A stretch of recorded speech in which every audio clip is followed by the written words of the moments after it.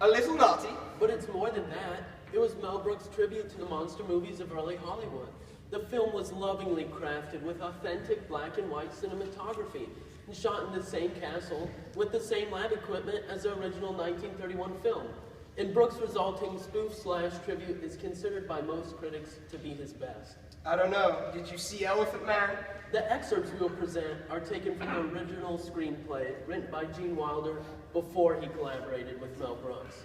So, as the billboard says, Miss Breakfast, Miss Lunch, Miss America, but whatever you do, don't miss young Frankenstein.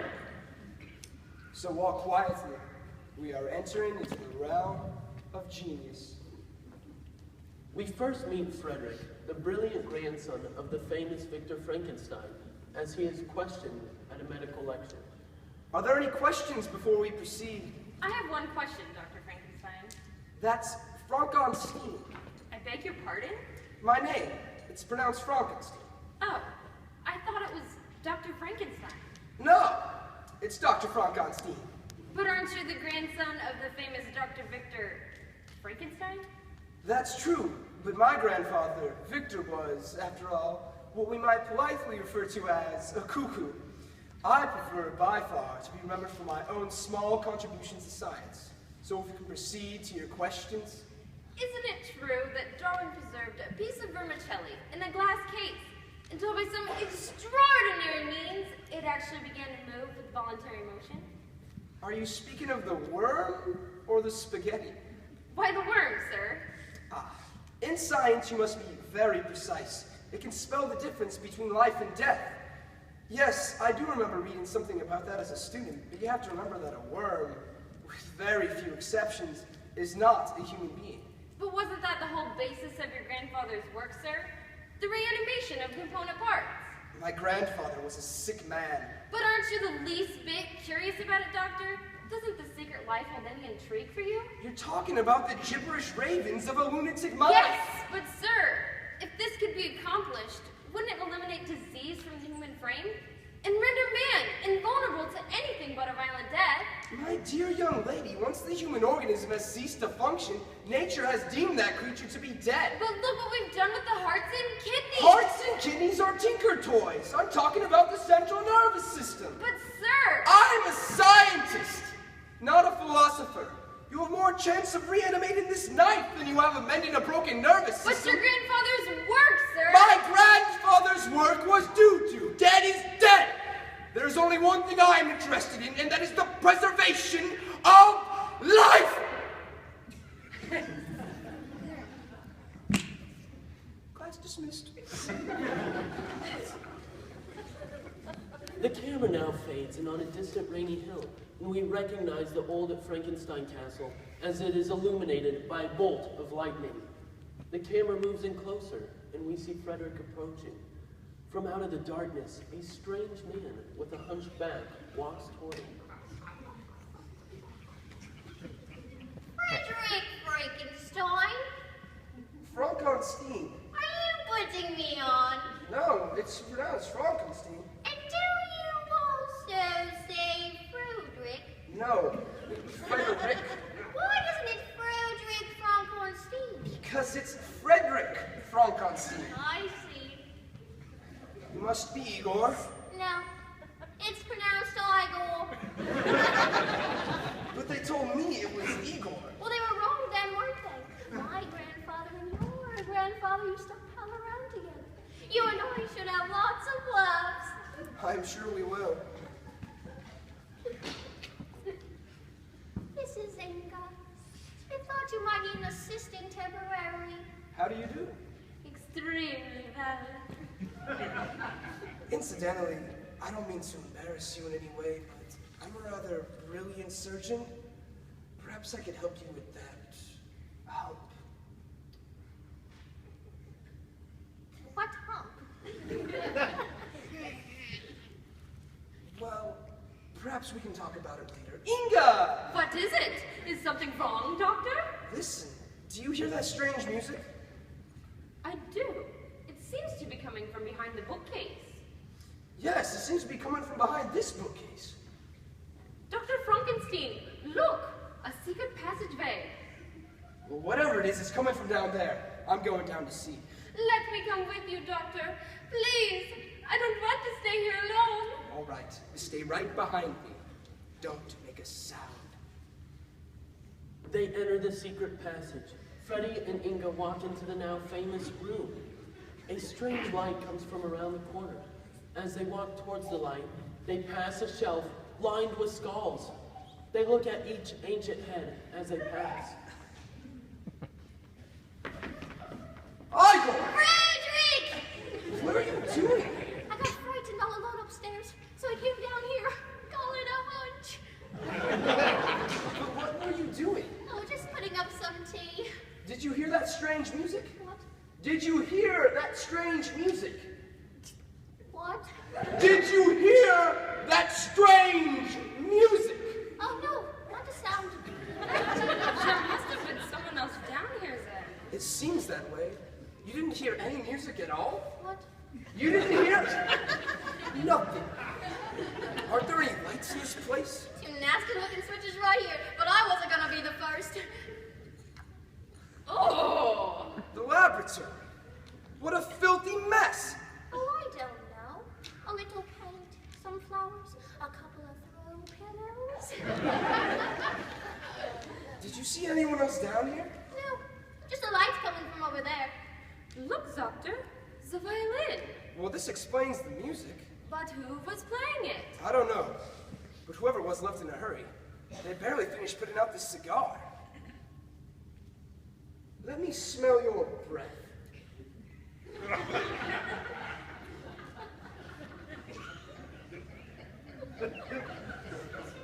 Well, it wasn't you. What is this place? Must be the music room. There's nothing but books and papers. I wonder. It is. This is my grandfather's secret library. Look at this. How I Did It by Victor Frankenstein. Good title. Funny it should just be lying out here on the table. I wonder what kind of drivel this is. Until, from the midst of this darkness, a sudden light broke in upon me, a light so brilliant and wondrous, and yet so simple. Change the poles from plus to minus, from minus to plus. I alone succeeded in discovering the cause of generation of life. Nay, even more, I myself became capable of bestowing animation upon lifeless matter. It could work! As the minuteness of the parts formed a great hindrance to my speed, I resolved to make the creature of a gigantic stature. Of course, that would simplify everything. Frederick now sets about to follow his grandfather's recipe for making the dead alive. He finds the perfect specimen at the end of a gallows rope, 8 feet tall and 300 pounds. Magnificent. Very little decay. With this magnificent specimen for a body, all we need now is an equally magnificent brain. You know what to do. I have a pretty good idea. Do you have that name I wrote down? Yes. Dr. Reed Stelbrook. I want that brain. Was he any good? Was he any good? He was the finest natural philosopher, internal medicine diagnostician, and chemical therapist of this century. And he wrote 17 cookbooks. That's not bad. Could you imagine that brain in this body? I'm getting excited just thinking about it. What if he's not there? He only died 2 weeks ago. I'm sure they'll still have him. Hurry. I'll prepare the body. Oh, may I call you Master? Why? It's always been one of my favorite names. If you like, just hurry. Thank you, Master. A hospital door, number 71. The upper half of the door is made of glass. On the glass is printed. Brain depository. After 5 p.m., shove brain through slot in door. Oh, here it is. Igor approaches the glass dome, lifts it off, and takes the jar containing the brain of Hans Delbruck. As he turns to go, he sees himself in a full-length mirror. Oh! He drops the jar in fright. Freud would have a heyday with this, wouldn't he? Well,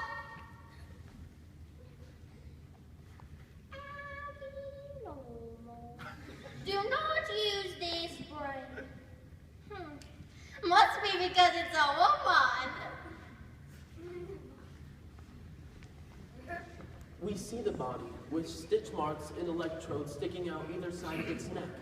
Freddy, wearing a long white surgeon's gown, stands over the body, which is strapped across the chest and thighs. Freddy has a thimble on the finger of one hand, a needle and thread in the other. Igor stands on the roof, flying 2 kites in order to attract the lightning bolts. Finished. What a beautiful job. Ready? You're sure you know what you're doing? Yes, it's all written down in the notes. Tie up the kites and come down. Yes, master. Just don't turn on any radios. Soon, all the electrical secrets of heaven shall be mine. Oh, Frederick, you're not only a great doctor, you're almost a... A god? Yes! I know. You'd better hurry. I think it's going to rain. All right, elevate me. Now? Yes, raise the platform, hurry. Oh, yes, doctor. The ancient masters promised impossibilities and performed nothing. We shall penetrate into the recesses of nature. We shall ascend into the heavens. We shall demand the thunders of heaven and even mock the invisible world with its own shadows. Tonight? Yes!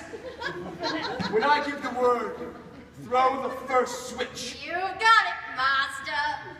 The platform rises higher and higher. Rain starts to come down on Freddy. Get ready. Higher. A little higher. Get set! Just a little more. Go! I threw the first switch. It's not enough. More. Throw the second switch.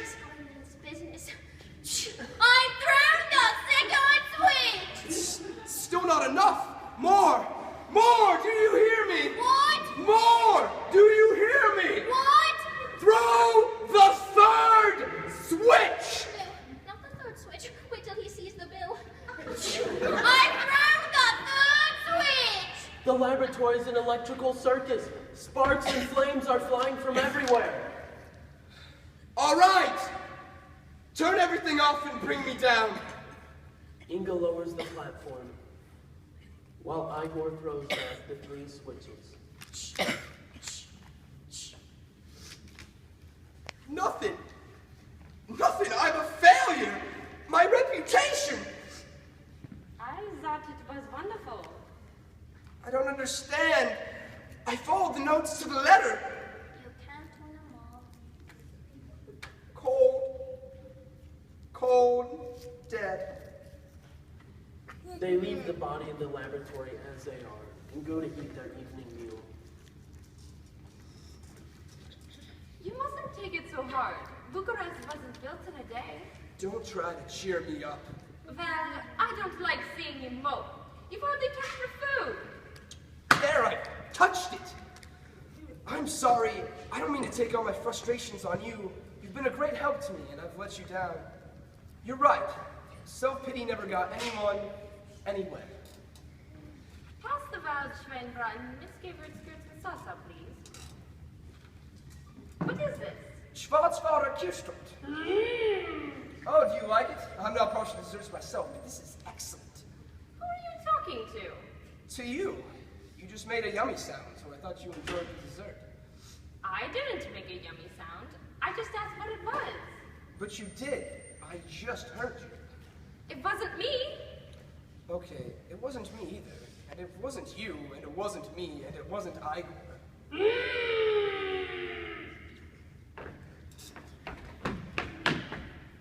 It's alive! It's alive! It's alive! Oh, Doctor, I think you've done it. Alive! Look at it! I have defeated death! Better not get too close. This guy could kill you. I suppose you're right. Prepare a sedative just in case. It's trying to talk. It wants us to take off the straps. Don't fall for that one. But don't you understand? The brain of Hans Del Brook is inside this grotesque Hulk, pleading with us. We've got to untie it. All right. Stand back. Hello there. How's everything? I'm going to untie you. Can you understand that? Yes. I'm going to set you free.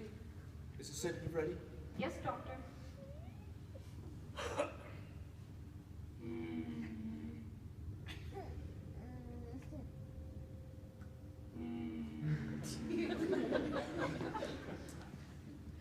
It's alive! It's moving! It's breathing! It's standing!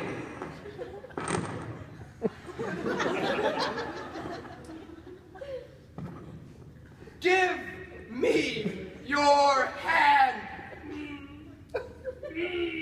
What do you think we should do?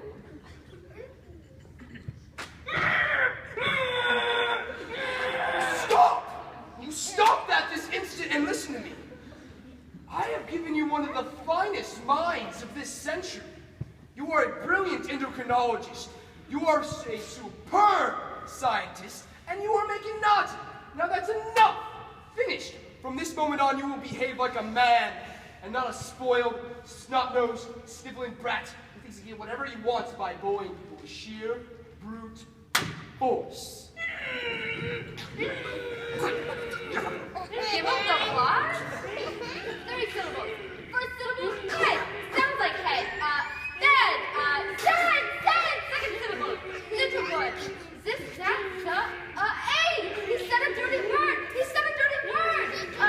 Sounds like to give. Give him a sedative.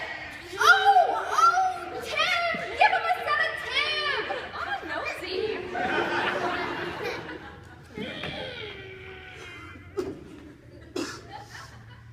Sedative? Sorry, doctor. Love is the only thing that can save this poor creature now, and I'm going to convince it that it is loved, even at the cost of my own life. Hello there, handsome. You're a good-looking fellow. Do you know that? Look at that boyish face. Look at that sweet smile. And do you want to talk about physical strength? Do you want to talk about sheer muscle? Listen to me. You are not evil. You are good. This is a nice boy. This is a sweet boy. This is a mother's angel. And I want the world to know, once and for all, and without any doubts, that we love him. I'm going to teach you. I'm going to show you how to walk, how to move, how to speak, how to think, and together you and I will make the single greatest contribution to science since the creation of fire!